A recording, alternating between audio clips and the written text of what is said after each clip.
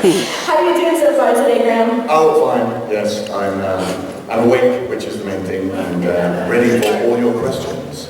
So, what a fantastic group of people. Fantastic. Wayne, sitting in the front. Wow. I commented this morning, and I was like, that has to take some effort. Yeah, well, if it was anything like the film, yes. Well, we can start by talking about that. What was it like getting into the prosthetics and everything together for the Hobbitt films? I'm trying to work out how many days we did. We shot for 2.5 years. Damn. And I think I went in about just over 350 times for a person to be put into that whole outfit. I was one of the people that was in the most. Weirdly, Jed Brophy, who played, Norrie. Yes, Norrie. Sorry, Jed. He went in even more, because he has a sort of love affair with prosthetics, Jed Brophy. He just can't get enough of that. He did Lord of the Rings, he was in prosthetics for like 7 hours. He's doing something called Shannara, and that's, yeah. 7 hours to get into it, but ours was two hours to get into everything. So an hour in the prosthetics department, then about 40 minutes in makeup to put on all the beard and all that stuff, and then another 20 minutes to get into costume. So not too bad. You probably did, you probably took about 2 hours to get into that. Small. It's hot, isn't it? But and of course, it's a woman. You would never know. And I'm not joking. Always women. The dwarves. And when I first went to conventions, I was so surprised that young women would put on false beards. And I'd be talking to them and thinking, oh, here comes another guy. No. That's amazing. I would never recognize you without that. You could walk right past me and I have no idea.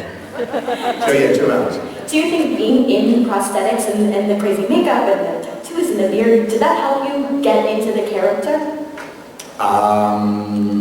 Let me think. Well, I guess so. I mean, it certainly helps because it physically presents you as quite a sort of formidable warrior-looking figure. I had this muscle suit that they gave me as well, so I was just made so much bigger than I am now. And my stunt double, who did, when I was on main unit, and if we had to shoot on second unit, he would shoot for me, and vice versa. So we were never really in the same space at the same time. He hated wearing muscle suits so much that he trained so hard to build himself up that he no longer needed to wear it.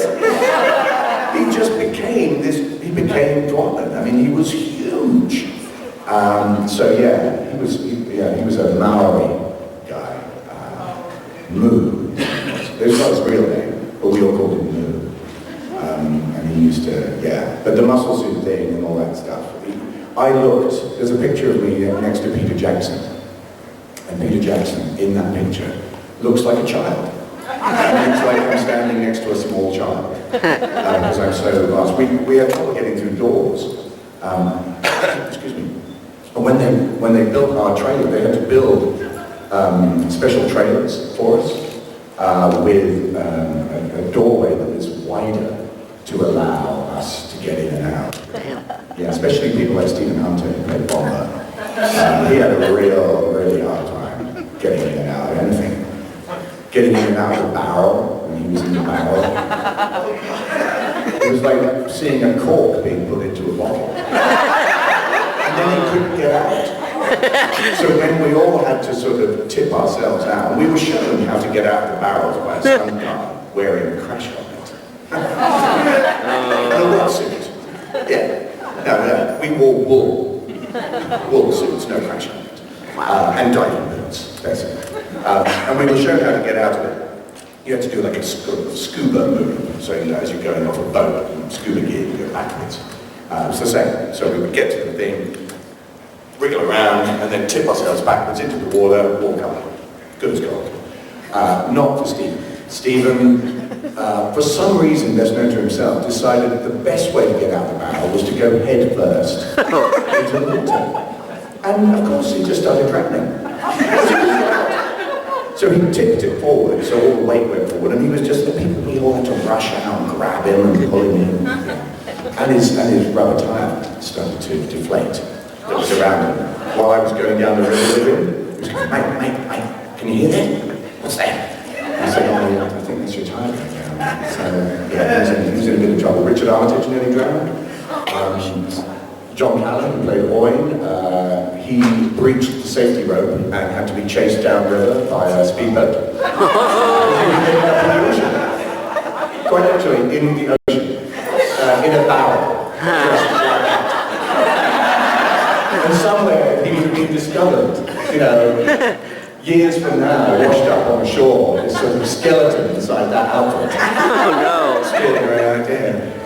We hear about it in the history books. So we do have a microphone set up in the middle of the room, and I see we already have someone ready to be the first question. Step on up. Yeah. Hi, Graham. Thank you for being here. No, of course. My name is Christine, and I have read The Hobbit, Lord of the Rings, and all of the Outlander books multiple times. So thank you for bringing those characters to life for me. I just wanted to know what your feeling is on what is the most intriguing aspect of Dougal Mackenzie's character. The most intriguing aspect of the character? Well, I suppose it's the complicated nature of his character. I find appealing as an actor, and I would find appealing as an audience member, really. He's not perfect by any means, but he's got many good qualities. He's very loyal, he's very passionate, but he's also manipulative and deceitful. So he's human, he's a human being, and I think that's what makes any character, whether it's in Outlander or anything else, interesting for an actor and an audience, is seeing those flaws, those sort of ups and downs that character goes through. So he's not evil, but he's certainly not perfect. Sam's character, I suppose, falls more into the perfect category. He's good at everything. I think, well, he can't sing, isn't it? No, what is it? No, he can't whistle. Something stupid right now. It's the only thing that Jamie Fraser can't do is whistle. You're like, oh, that must be so bad for you. The judge must be so depressed not being able to whistle. There's something else he doesn't like doing, which is, obviously Diana just racked her brains to think of something that he wasn't good at. He can't sing. What was that? He can't sing. Oh, yeah, well. And Black Jack Randall, of course, is just purely evil. He's a thoroughly nasty man. But, yeah, I had great fun exploring his Dougal was the most interesting character, and I love the way you play the understated, intoxicated Dougal. I'm playing him now. Yes. No, thank you. Thank you very much. Yeah. Thanks for taking a picture with me yesterday. Great photo ops and stuff. Oh, Appreciate it. Thank you. My question is, how was it working with, how did you find the input working with Diana Gabaldon so closely and Ronald D. Moore so closely?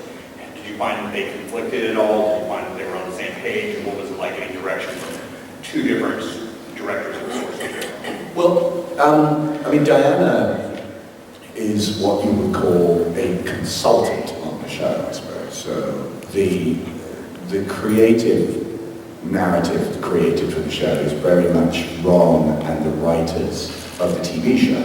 And they talk to Diana, obviously, and consult her and send her scripts and all the rest of it. And she responds with suggestions and, a critique, or I like this, I don't like that. But ultimately, the decision of what goes into the show is Ron's, really, as the showrunner and creator of the TV show.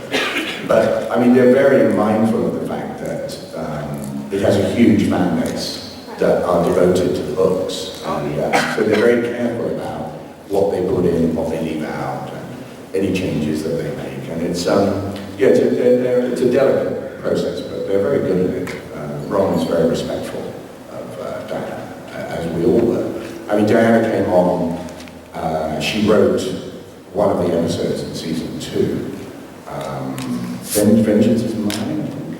Something like that, called. Yeah, it's the one where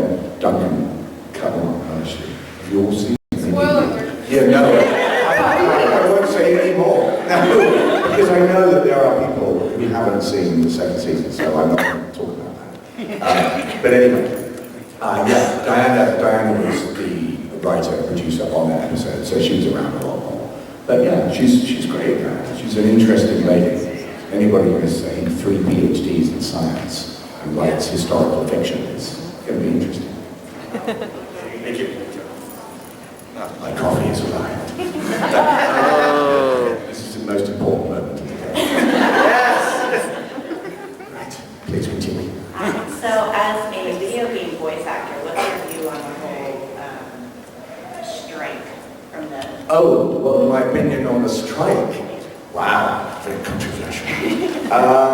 It's very difficult. I mean, personally, I think I understand the issues on both sides because I have friends who are obviously voiceover actors, like myself. I do it. But I also have very good friends who are on the production side, kind of running things. Really, my overall view is that it's a mistake, I think, on both sides to see video games in exactly the same way as film and television. I think they are different. But I also feel that something needs to be done to accommodate it, and that's why that's why you have negotiations. That's why you have people sit down and thrash things out. So it's never, in my view, one person is right and one person is wrong in a situation. So I hope that they're going to sit down and actually talk more because people enjoy those games and people like to work and people like to produce them. So I know a few of my friends are suffering as a result. Yeah. Thank you. Sure. Hello. When in the studio, whether it be a voice studio or in the studio with making Hobbitt films, what was your funniest moment in that studio with anyone, with producers, with the actors, anything? Wow. God. There have been a few. Yeah, I mean, I guess I'll pick a couple that immediately spring to mind. One was shooting the wedding scene in Outlander. And really, yes, good grief. It was a long day. In fact, we reshot it all over again. Damn. We weren't happy with the way it looked.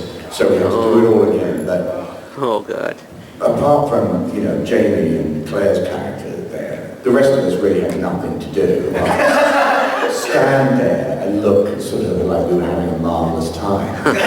Although, actually, in Dougal's case, it was always a mixed experience, because really he wanted to be dragging her off into a, bedroom.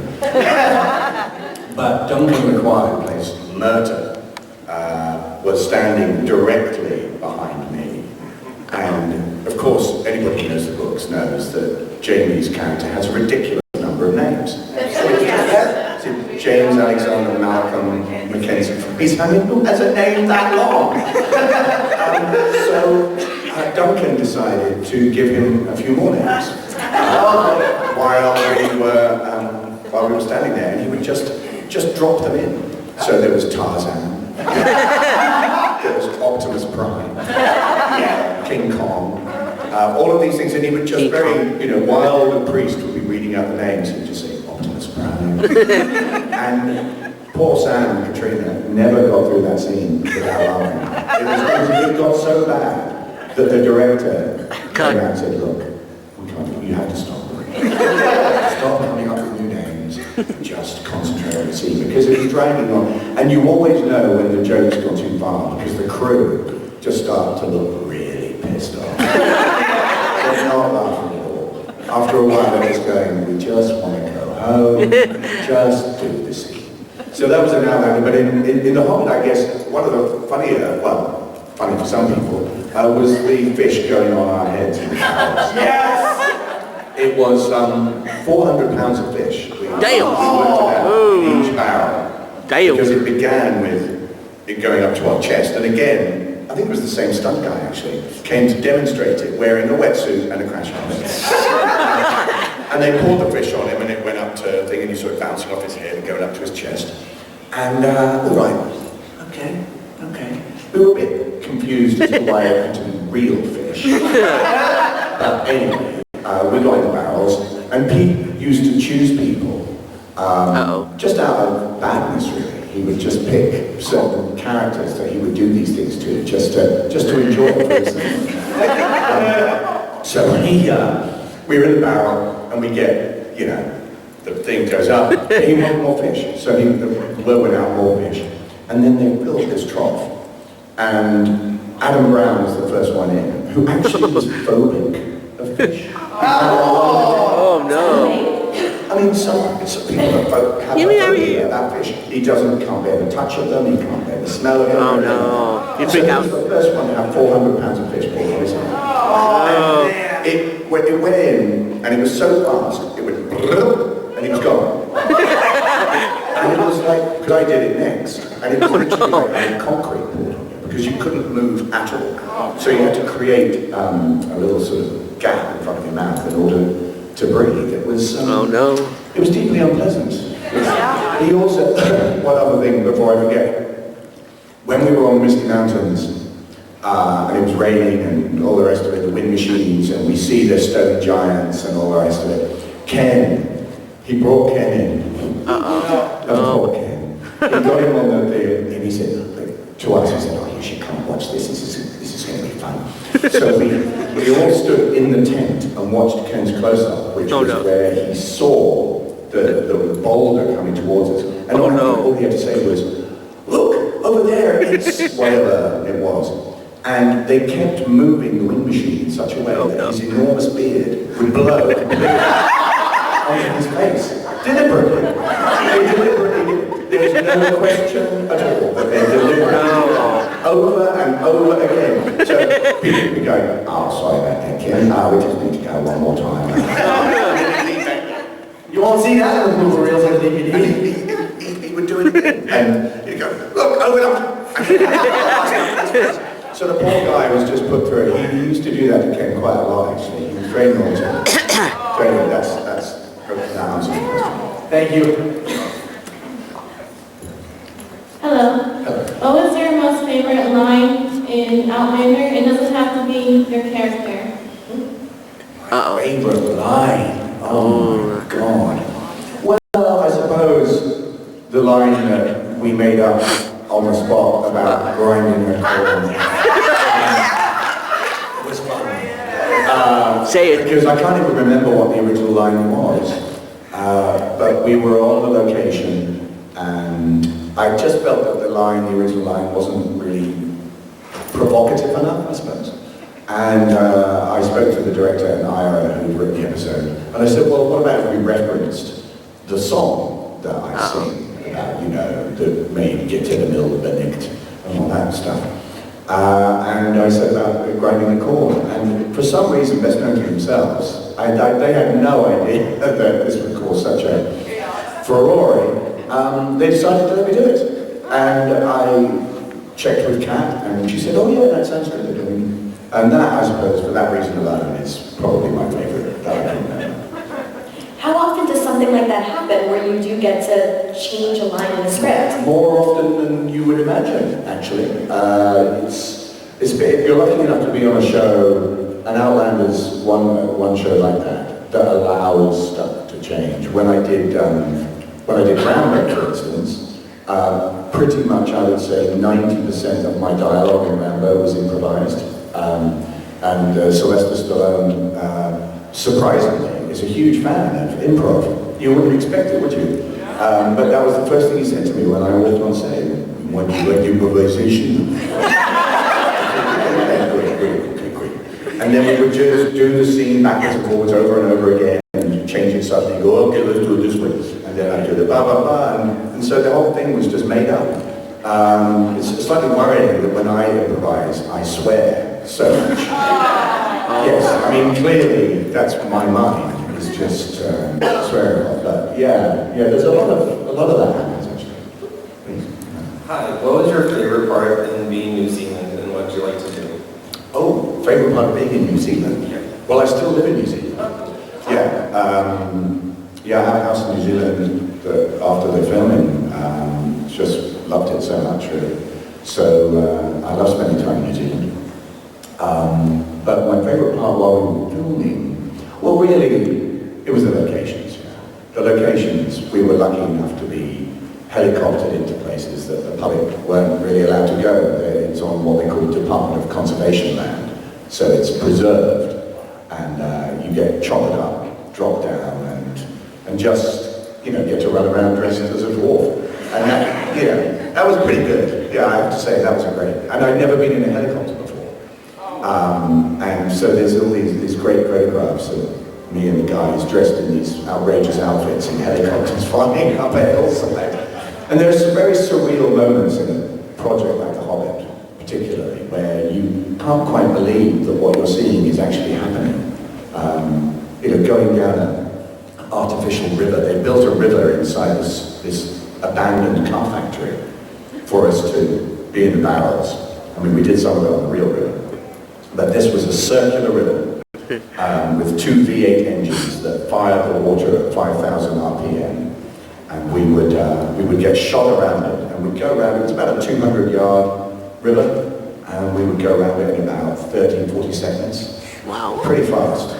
We were really moving, and that was great. We did that for 2 weeks. That was like being on a fairground ride. So that was a great part. Thank you. Sure. Do you ever have to remind yourself now living there that you're actually in New Zealand and not in Middle Earth?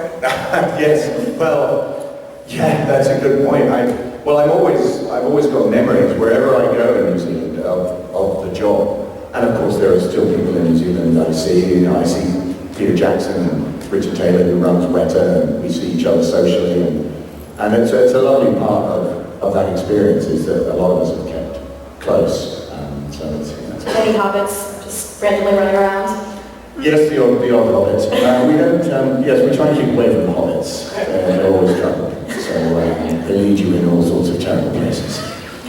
Hi. You were only on it for 6 episodes. It's a very underrated TV show in my opinion. How was it like to film Red Dwarf? Oh, Red Dwarf. Yes.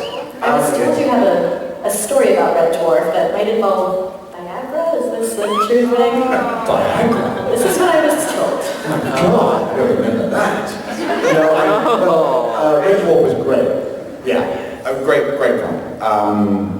And I'd not seen the show before I did it, but I really enjoyed working on it. And we all had that was they would be quite open to changes on that show actually. But there was a moment which never made it into the show. I think it was when everyone gets suspended at some point. I can't remember which episode it is, but everyone gets frozen in time and somebody's allowed to walk around. I can't remember exactly, but my idea was that my character, Ackerman, who is in love with this science officer who we never meet, is in the middle of having this sort of sexual encounter with her dressed as Batman, and she's dressed as Robin. And they really tried. But DC would not allow us to use the costumes. So we filmed it. We did film it, but it's never appeared. And it was a magical moment. But never to be seen, sadly. Hi. So I remember watching the special features for The Hobbit, and everyone was talking about how they got their roles and what they were going for. And I think you said that when they said that you got Dwalin, they were so happy that you almost cried. So was Dwalin who you were going for, or? Yes, that was who they asked me. They asked me to come in to read for that character, and I met 3 times. I had 3 meetings. The last meeting being with Peter Jackson, Fran and Philippa in a hotel in Los Angeles, and we did the scenes over and over and tried them out. And I did. I remember exactly. It was September the 8th. 2010 at 3 o'clock in the afternoon is when I got the part. So I remember it very, very clearly. The first thing I did was I rang my wife, and then the second thing I did was I rang my friend who was a personal trainer so that I could get fit enough to be able to do the part because I knew it was going to be very, very demanding. So I did that, and it was wonderful. I used to stand with my daughter and, look at a star before every day while we were waiting to find out the news. And she and I would wish that I would get the part. That's great. Yeah. You played it perfectly. Oh, thank you very much. Thank you. Hi, quick question. Favorite scotch? Favorite whiskey? Oh gosh, there's a few. Let me think. Well, I like Highland Park. I like Talisker. It depends on the age of the whiskey, but I like those two. I like Oban and pretty keen on the 25-year Glenfarclas, which is pretty good. But, I mean, the real whiskey expert in the cast is Sam. Sam's got an encyclopedic knowledge of whiskey. Duncan and I just tend to drink it with him. What's the age? Like, what's a good age for whiskey? The age of the whiskey? Well, I mean, really, once you start getting into like a 16-year, 18-year, 25-year or upwards, it's just so lovely. It's just delicious. I mean, I've had some very old whiskey, one from the 60s once, and it's so smooth, it's just incredible. But yeah, Duncan, we used to have these whiskey tasting nights that we would tweet about. I've seen pictures. Scotch talk, it was called, which was just an excuse for us all to get drunk. And it would end in complete chaos. I know Diana did one with me, she got completely hammered. MR.GEEKMEOUT passed out pretty much when she was doing it. And Duncan, on one occasion, got so hammered, well, he fell through my coffee table. Oh no. He fell through my coffee table and I had to carry him to bed, which is no mean feat, I can tell you, when somebody... So, yeah, they were interesting evenings. But I wouldn't call them sometimes the greatest appreciation of whiskey, more just the greatest consumption. Hello. Tom Hiddleston may be the face people think of when they think of Loki, but you're the voice, at least in my opinion. Thank you very much. But being that you're so familiar with voice acting, how is playing a silent character like the Saint of Killers in Preacher? Oh, good question. Yes, good question. It's very interesting when you play a character who really doesn't, who's very economic in terms of his movement and his speech. It can be quite disconcerting for actors because the instinct for an actor is to do things, is to fill the space. But I learned on stage actually the power of silence and the power of stillness. And I did one play. It was called Rainbow Kiss at the Royal Court. And I played a very, very violent guy. I mean, my entrance was axing through a door with a fireman's axe. Ooh. The audience didn't even know I was coming on. I would smash every night through a door with a real axe, go up to the guy on stage, headbutt him, drag him to the front of the stage, and then take out a box cutter and slash his face open. That was my first scene. And then it got progressively more extreme. It was a very violent play. But there was a moment in it where the character, this other character, had to leave the stage to get my money. And I was left on stage alone. And there was no speaking. And I talked to the director about it, and we did an experiment where he put me in a room and asked me to behave as my character in a room waiting. And I decided that he wouldn't move. I decided that he would be somebody that, unless he was active in terms of needing something, he would be entirely still, almost like a machine, resting. So when he went off stage, it was about 1.5 minutes, which is a long time, and it was completely silent. And so I would sit there, and I would just stare.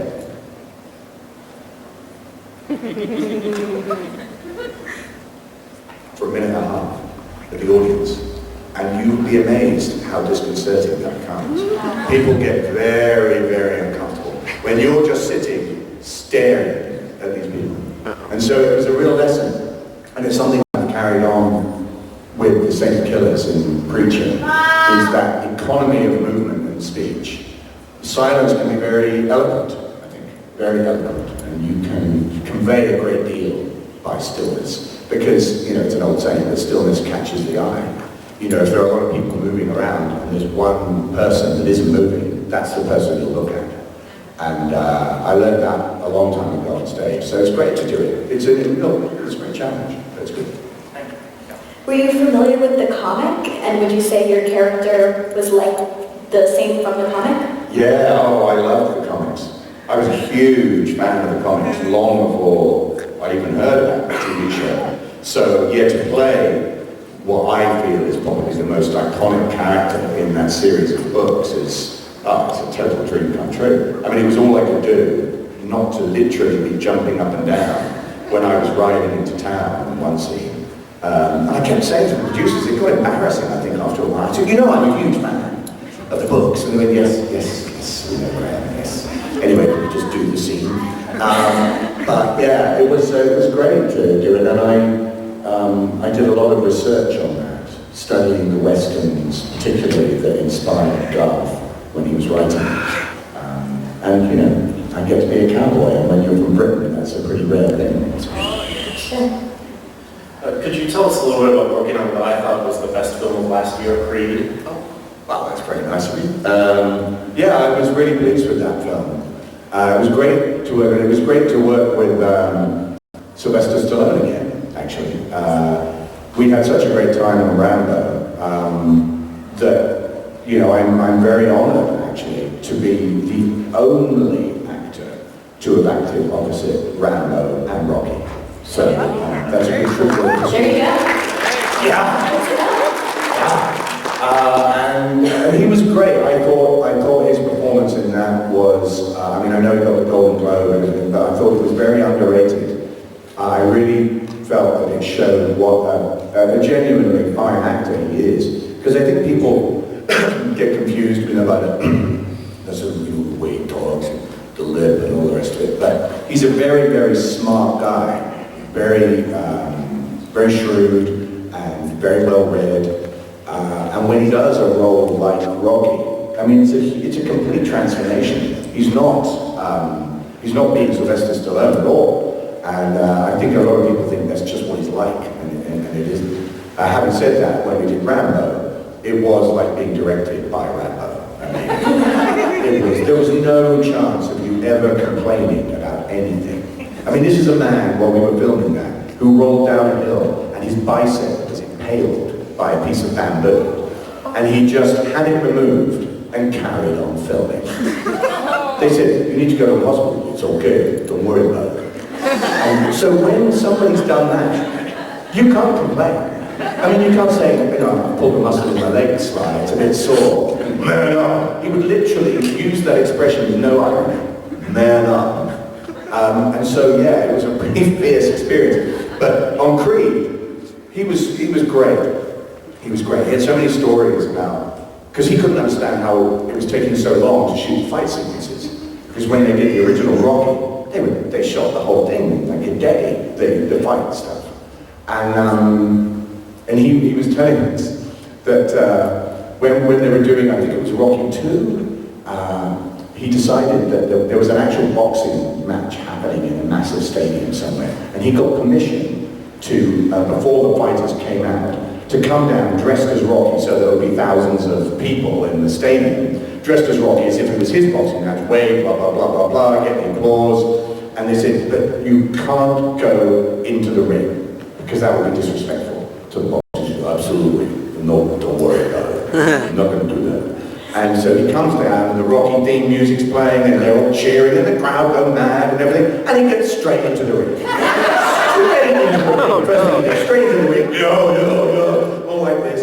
And then he walked around a bit, and then he leant down and said to his makeup artist, throw some blood on my face. Throw some blood. So they just threw blood at him, and that was the poster.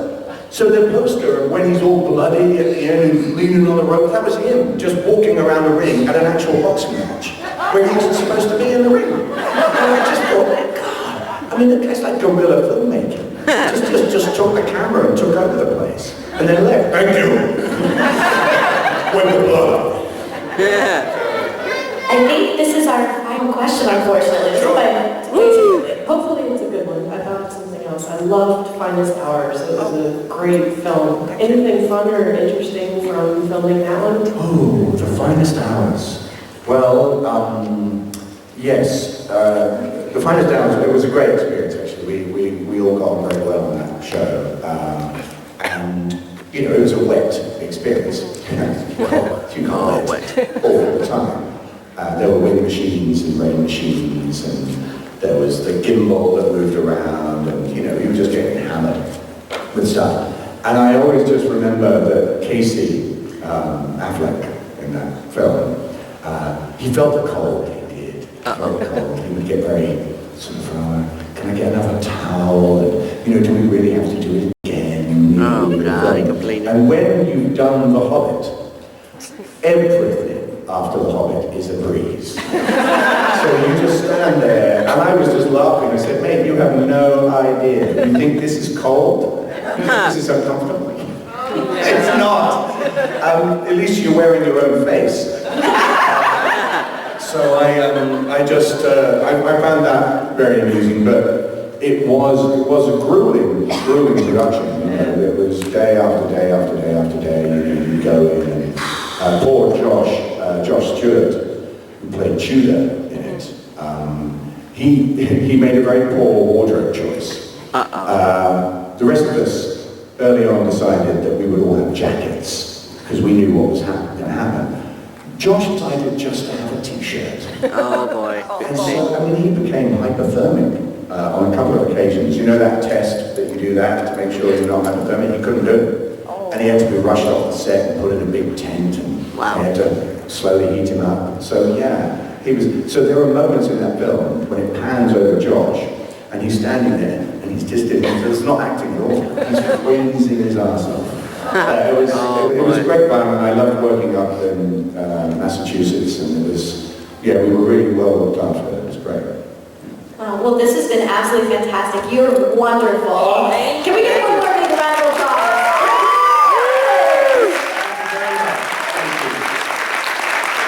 So we're just heading to the booth right now. Signs, autographs. Unfortunately, I need to ask you guys to leave the room through those back doors so we can get ready, and we'll see you the rest of the weekend here at Megacon. Thank you. Thank you. You too.